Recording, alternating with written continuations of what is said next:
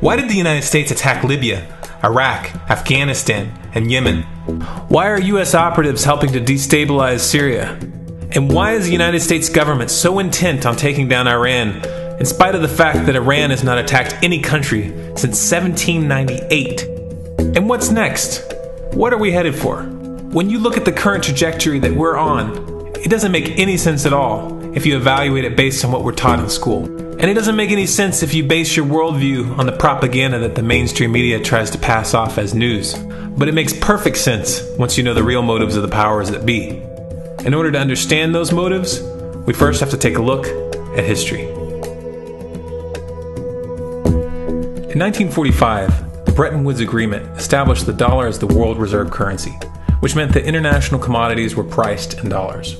The agreement, which gave the United States a distinct financial advantage, was made under the condition that those dollars would remain redeemable for gold at a consistent rate of $35 per ounce. The United States promised not to print very much money, but this was on the honor system, because the Federal Reserve refused to allow any audits or supervision of its printing presses. In the years leading up to 1970, expenditures in the Vietnam War made it clear to many countries that the US was printing far more money than it had in gold. And in response, they began to ask for their gold back. This, of course, set off a rapid decline in the value of the dollar. The situation climaxed in 1971 when France attempted to withdraw its gold and Nixon refused. On August 15th, he made the following announcement. I have directed the Secretary of the Treasury to take the action necessary to defend the dollar against the speculators. I have directed Secretary Connally to suspend temporarily the convertibility of the dollar into gold or other reserve assets, except in amounts and conditions determined to be in the interest of monetary stability and in the best interest of the United States. This was obviously not a temporary suspension, as he claimed, but rather a permanent default. And for the rest of the world who had entrusted the United States with their gold, it was outright theft. In 1973, President Nixon asked King Faisal of Saudi Arabia to accept only US dollars as payment for oil and to invest any excess profits in US Treasury bonds, notes, and bills. In return, Nixon offered military protection for Saudi oil fields. The same offer was extended to each of the world's key oil-producing countries, and by 1975, every member of OPEC had agreed to only sell their oil in US dollars. The act of moving the dollar off of gold and tying it to foreign oil instantly forced every oil-importing country in the world to start maintaining a constant supply of Federal Reserve paper. And in order to get that paper, they would have to send real physical goods to America. This was the birth of the petrodollar. Paper went out, everything America needed came in, and the United States got very, very rich as a result. It was the largest financial con in recorded history.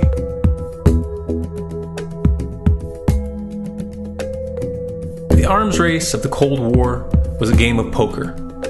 Military expenditures were the chips, and the US had an endless supply of chips. With the petrodollar under its belt, it was able to raise the stakes higher and higher, outspending every other country on the planet, until eventually US military expenditures surpassed that of all other nations in the world combined. The Soviet Union never had a chance. The collapse of the communist bloc in 1991 removed the last counterbalance to American military might. The United States was now an undisputed superpower with no rival. Many hoped that this would mark the beginning of a new era of peace and stability. Unfortunately, there were those in high places who had other ideas. Within that same year, the US invaded Iraq in the First Gulf War. And after crushing the Iraqi military and destroying their infrastructure, including water purification plants and hospitals, crippling sanctions were imposed which prevented that infrastructure from being rebuilt. These sanctions, which were initiated by Bush Sr. and sustained throughout the entire Clinton administration, lasted for over a decade and were estimated to have killed over 500,000 children. The Clinton administration was fully aware of these figures. We have heard that 500,000 children have died. I mean, that's more children than died in Hiroshima. And you know, is the price worth it? I think this is a very hard choice, but we think the price is worth it. Miss Albright, what exactly was it that was worth killing 500,000 kids for? In November of 2000, Iraq began selling its oil exclusively in euros. This was a direct attack on the dollar and on U.S. financial dominance, and it wasn't going to be tolerated. In response, the U.S. government, with the assistance of the mainstream media, began to build up a massive propaganda campaign claiming that Iraq had weapons of mass destruction and was planning to use them. In 2003, the U.S. invaded, and once they had control of the country, oil sales were immediately switched back to dollars. This is particularly notable due to the fact that switching back to the dollar meant a 15 to 20% loss in revenue due to the euro's higher value. It doesn't make any sense at all unless you take the petrodollar into account. So I came back to see him a few weeks later, and by that time we were bombing in Afghanistan. I said, "Are we still going to war with Iraq?" And he said, "Oh, it's worse than that."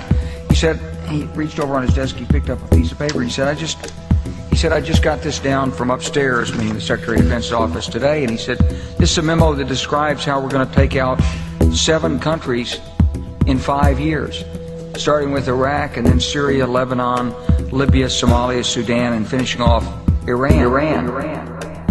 Let's take a look at the events of the past decade and see if you see a pattern. In Libya, Gaddafi was in the process of organizing a bloc of African countries to create a gold-based currency called the dinar, which they intended to use to replace the dollar in that region. US and NATO forces helped destabilize and topple the Libyan government in 2011, and after taking control of the region, US armed rebels executed Gaddafi in cold blood and immediately set up the Libyan central bank. Iran has been actively campaigning to pull oil sales off of the dollar for some time now, and it has recently secured agreements to begin trading its oil in exchange for gold. In response, the US government, with mainstream media assistance, has been attempting to build international support for military strikes on the pretext of preventing Iran from building a nuclear weapon. In the meantime, they established sanctions which US officials openly admit are aimed at causing a collapse of the Iranian economy. Syria is Iran's closest ally, and they are bound by mutual defense agreements. The country is currently in the process of being destabilized with covert assistance from NATO, and though Russia and China have warned the United States not to get involved, the White House has made statements within the past month indicating that they are considering military intervention. It should be clear that military intervention in Syria and Iran isn't being considered. It's a foregone conclusion, just as it was in Iraq and Libya. The US is actively working to create the context which gives them the diplomatic cover to do what they already have planned.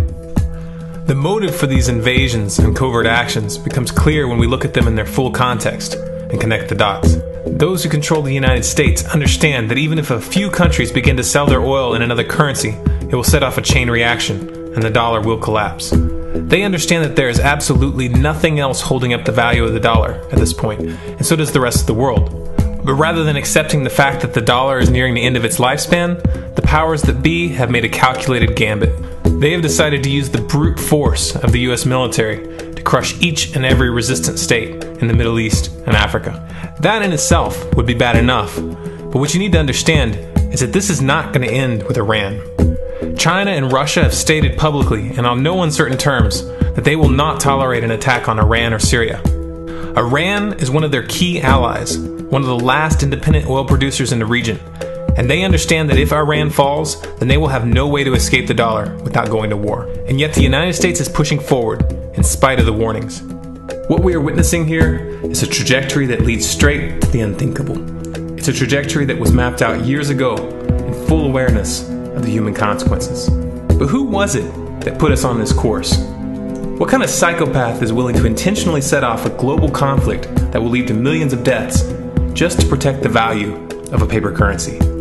It obviously isn't the president. The decision to invade Libya, Syria, and Iran was made long before Obama had risen to the national spotlight. And yet, he's carrying out his duty just like the puppets that preceded him. So who is it that pulls the strings? Often the best answer to questions like this are found by asking another question. Qui bono? Who benefits? Obviously, those who have the power to print the dollar out of thin air have the most to lose if the dollar were to fall. And since 1913, that power has been held by the Federal Reserve.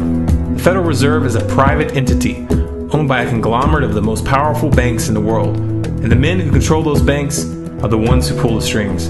To them, this is just a game. Your life and the lives of those you love are just pawns on their chessboard. And like a spoiled 4-year-old who tips the board onto the floor when they start to lose, the powers that be are willing to start World War III to keep control of the global financial system.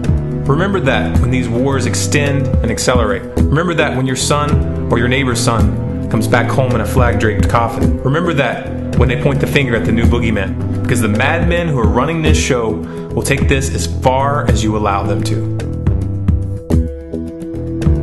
So how much time do we have left? It's a question I hear constantly, but it's the wrong question. Asking how much time we have left is a passive posture. It's the attitude of a prisoner who's waiting to be taken out to a ditch and shot in the back of the head. What are our chances?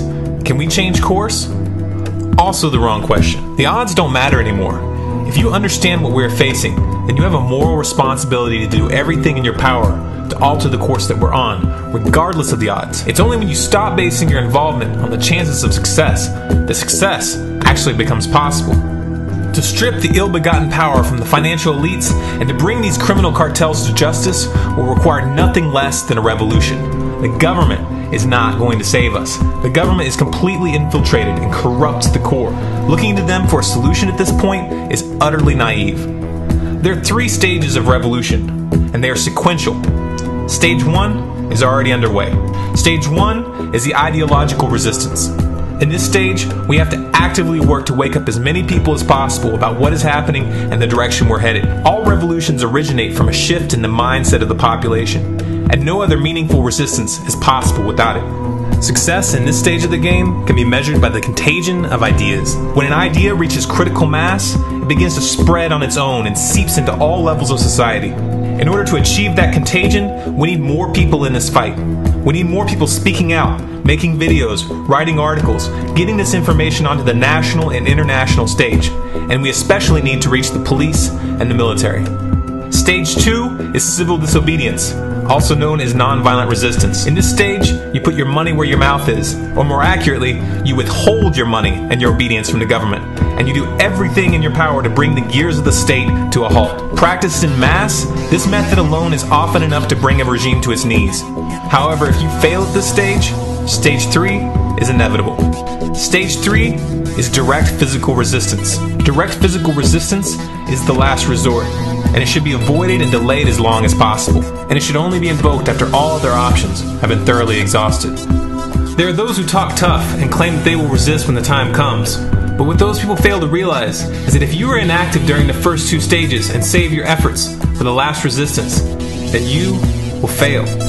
When the Nazis were moving door to door, dragging people out of their homes in Germany, that was the time to fight back physically. But due to the lack of ideological resistance and civil disobedience leading up to that moment, even an armed uprising would have likely failed at that point. An armed uprising can only succeed if the people have established an attitude of active resistance. And active resistance is only possible after their minds have broken free from the mainstream propaganda. If you want to fight back, it's now or never. You're not going to get another chance, and the stakes are far higher than they were in Nazi Germany.